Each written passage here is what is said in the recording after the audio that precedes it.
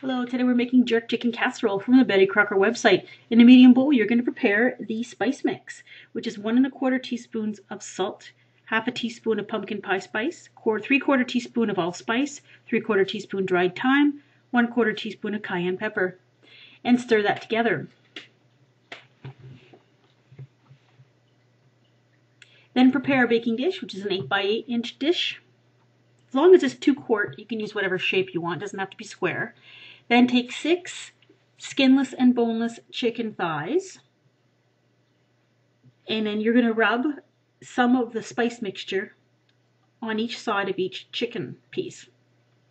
You don't have to use chicken thighs, but that's what the recipe asks for, and that's what I had, so that's what I used.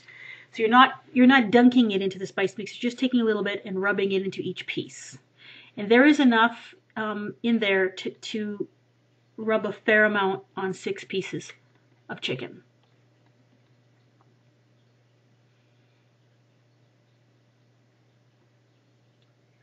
You put about a tablespoon or so of vegetable oil in a skillet, and you're going to put the chicken pieces in there, and you're going to fry the chicken pieces about 3 minutes on each side, and that'll brown them nicely.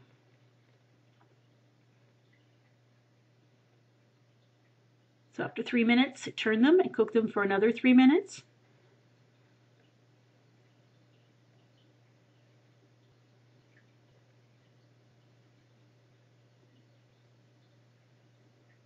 I normally don't like recipes where you have to brown things before you put them in the oven, but for this one it was worth it. Then you need 3 cups of chopped sweet potato and a 15-ounce can of black beans that have been rinsed and drained. Then you're going to layer the black beans with the sweet potato. And that was 1 large sweet potato, which is about a pound. It came up to 3 cups. And you make them into fairly small pieces. They cook faster that way. And then put another layer of the beans.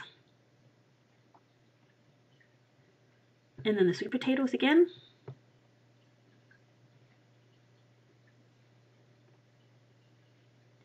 Then you can prepare the sauce, which is a 1/4 cup of honey and a 1/4 cup of lime juice,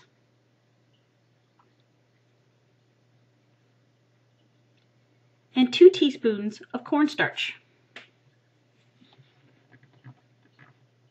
Stir that together.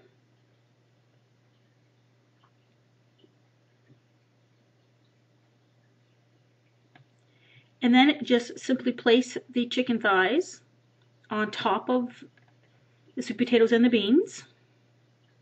And then in the same skillet that had your chicken drippings in it, put in the lime juice, honey mixture. And you're going to cook this over medium-high heat until it comes to a boil. Now, it doesn't take long. It'll start to thicken up right away. So as soon as you see bubbles and it starts to thicken, take it off the heat because you don't want it to be too thick because it still has to cook in the oven. And then simply pour it over top of the chicken.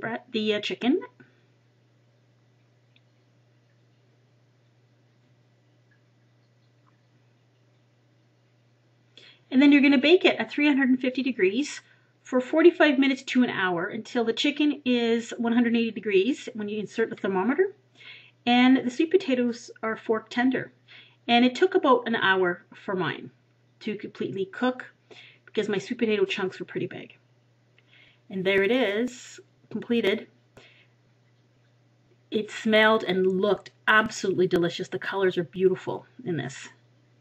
So just checking my sweet potatoes are all fork tender.